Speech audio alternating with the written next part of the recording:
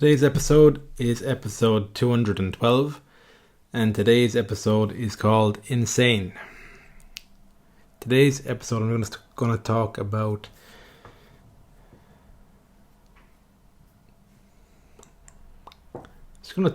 talk around feeling insane. Because I think if you're someone who's creative, you want to express yourself, then feeling like you're a bit insane is a part of it. I think there's different layers to this. I think there's different depths of insanity. What I want to do in this episode is to maybe loosen the shame around the idea of losing your mind or feeling insane or erratic, even feeling erratic. So as I was looking into this briefly, I was just looking into people from the past, inventors, artists, scientists who have made an impact in the world, but who've also had brushes with insanity. So Carl Jung is a psychologist who, I think he has a book called The Red Book.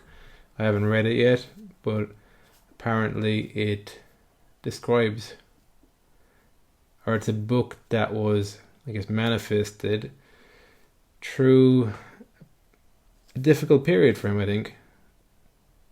I must actually look into it, but The Red Book, I think that was a stage where he either had already lost his mind or he was just in a insane place. Then you've got Salvador Dali, Michelangelo, Charlie Chaplin, Nietzsche, Nikola Tesla, Vincent van Gogh. The list goes on. That's, I guess, if you can believe what you're told on the internet, but there are some of the names that came out from just a bit of research I did around famous inventors, scientists, artists in the past who have had brushes with insanity. And so on today's episode, just want to talk around it because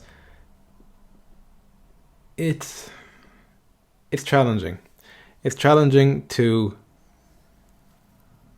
express yourself and to try and discover new things about the world, to gain new insights about the world.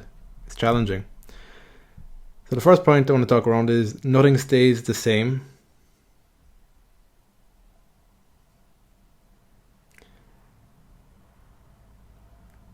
So it's the idea that you're on a trajectory to somewhere and it plays out over the long term. So that's what I find unsettling about doing something that's creative, is I noticed that each day leads to the next month, each month leads on to the next year, and it's a continuous progression. If I talk about the same things all the time, if it stagnates, there's not really much in that for me. But when it's not so much stagnating and it's something that's moving in some direction, the unsettling part is that you don't know for sure what direction it's heading in. So I can pick up on a thought today, a line of inquiry, and I don't know exactly where that will lead me in 2 or 3 years' time. So it's when you're questioning basic assumptions about life, you're not entirely sure whether it's a healthy thing that you're questioning or whether it's something that could, in the future, build up to something that tips you over the edge. There's an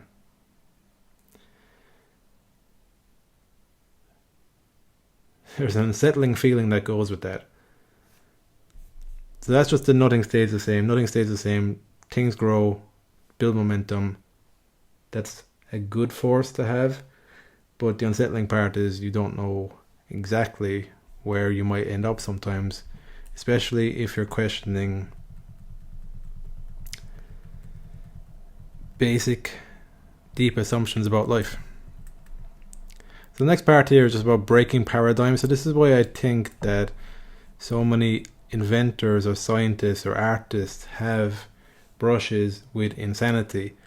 It's the breaking the paradigms that, from my opinion, that is the purpose of an artist or a scientist, is to break some part of the current paradigm that we're operating within in order to inspire us to move forward.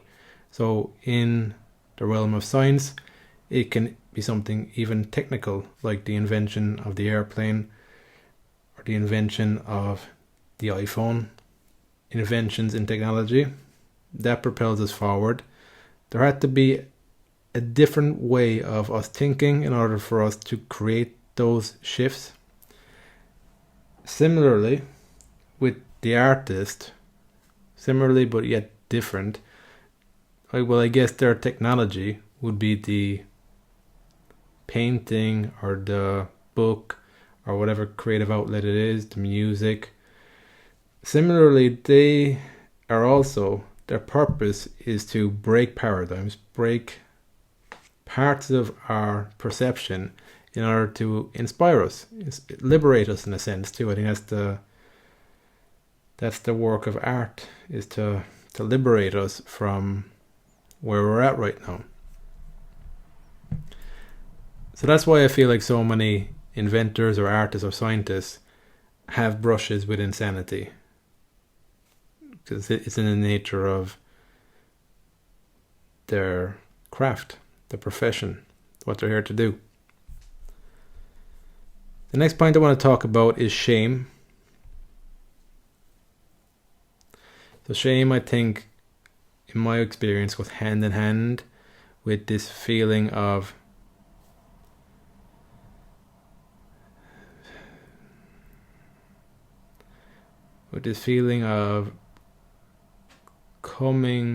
potentially coming across ungrounded or erratic.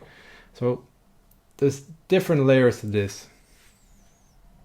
Insane is a very strong word.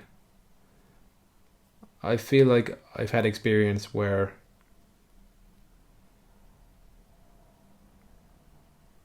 I felt like I'd lost my mind, and it felt like a very shameful and vulnerable space.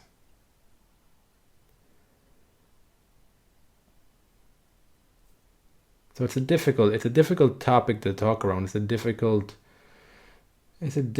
reality to confront. I know that I don't ever want to go back to that space where I feel like I've lost my mind again.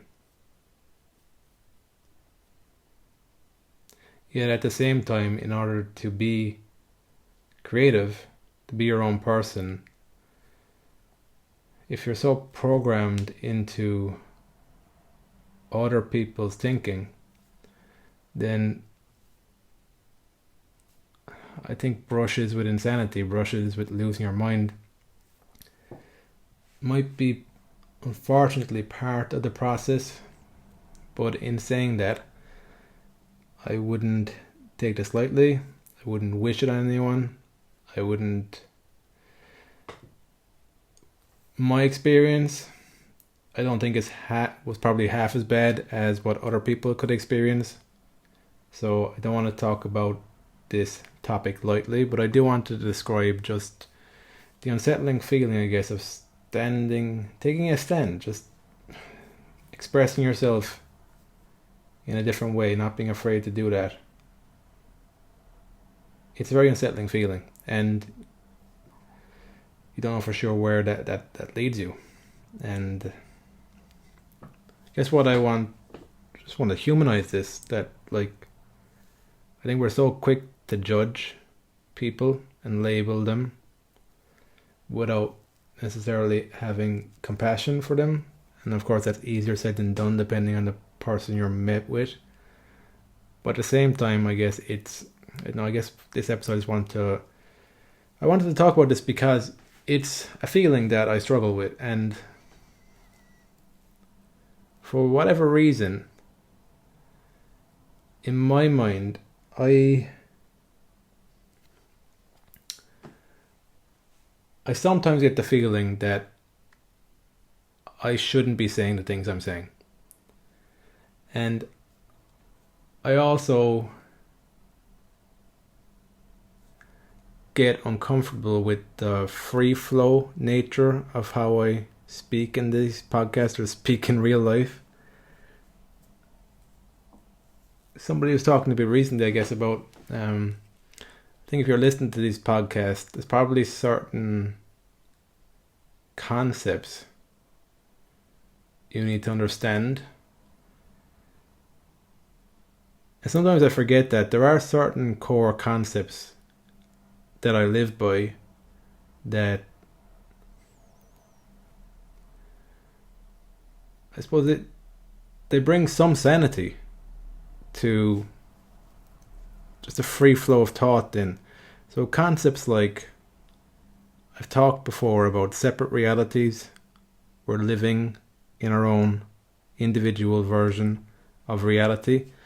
That would be the individual paradigm you're living inside. Then there's a collective paradigm. So when I was talking about the breaking paradigms, I'm talking more at the level of collective paradigms somebody's breaking when they're an inventor, an artist, or scientist. So there's core things like that throughout the podcast. There's sanity within. So there's certain concepts like that you need to at least be open to understand some of the things I'm talking about.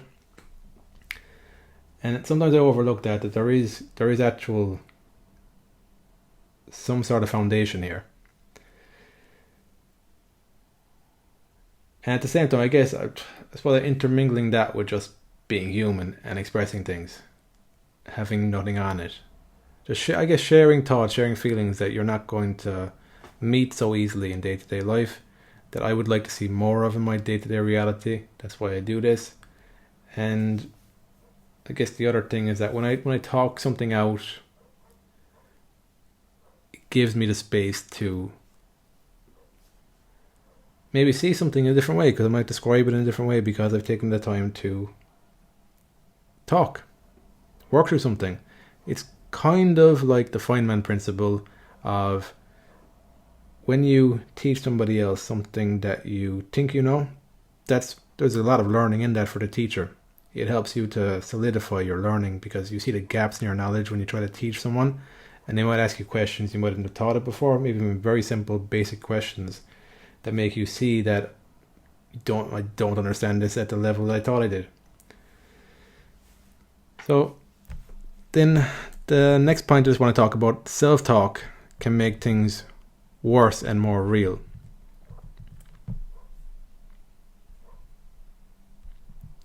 So I've noticed with more of the insane, irrational thoughts in my life, it becomes worse and it becomes more of a concrete reality when I don't express how I'm feeling, and when I don't express these thoughts, when I don't allow the space for them to loosen their grip on me. So there's certain thoughts that I've had over the years that through allowing myself to express myself more around other people, or even just on this podcast, there's certain thoughts that I could have really left fester in my mind. And more recently it was thoughts like, people don't get me, I'm different, people are so stupid, I wish they could cop on and wake up, I'm always on my own. These types of thoughts I've noticed in the last few months and year or so, they've really had an effect on how I felt about myself and my life. And it's something I've been working through the last year especially. And it's helped. It's helped like for these thoughts to loosen their grip around me, because when you're living with unconscious thoughts like that, unconscious thoughts and beliefs, it really has an effect on your felt experience of life, and it can really help. It can really reinforce a reality you don't want to live in. And yeah, so the self-talk can just make it worse. So just by acknowledging thoughts that might feel irrational or illogical, sometimes it can be very helpful because it helps to loosen the grip they might have on you. And then the last point I wanted to talk about is a period of sanity can lead to sanity, real sanity. Looking through my life, the period of insanity that I went through, I know it opened up more a connection to myself and to a feeling of groundedness and sanity.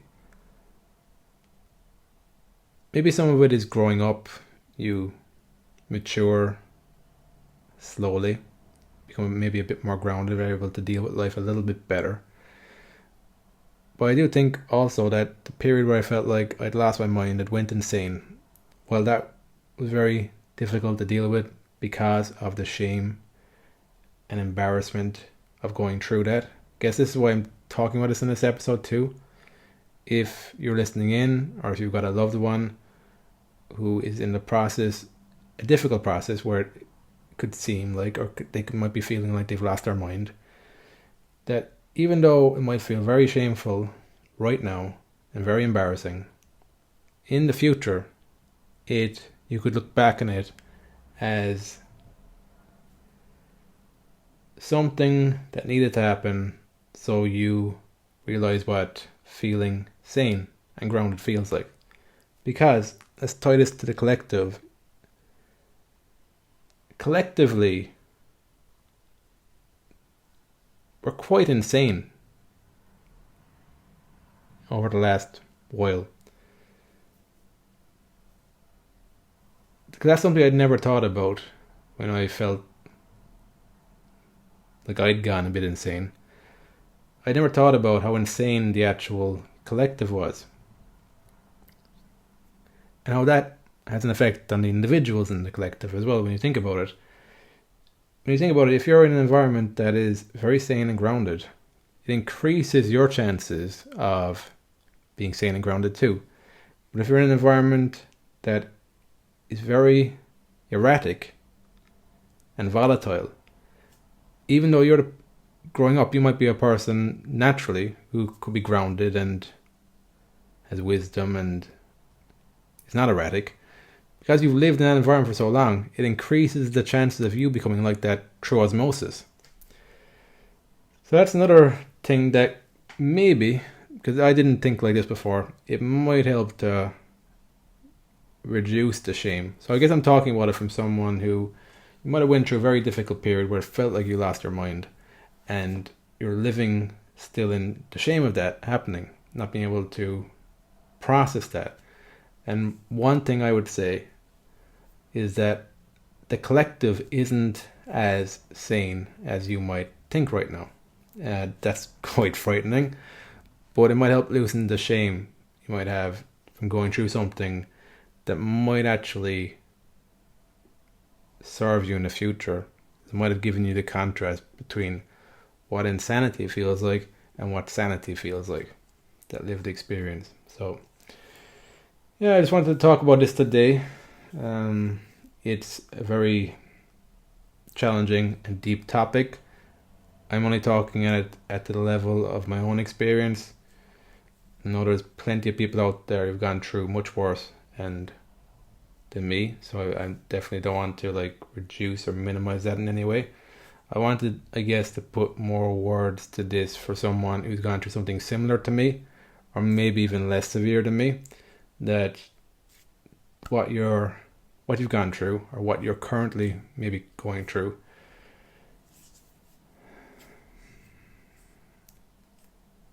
that there might be something in it for you. There might be something on the other side of it. So that's it anyway. That's what I wanted to talk about today. Insane. It's the inward journey to finding your own sanity. I think that's the way I look at the word insane now. And I hope that's been of use and of value to whoever you are listening in. So thanks again for listening, and I will speak to you on the next episode.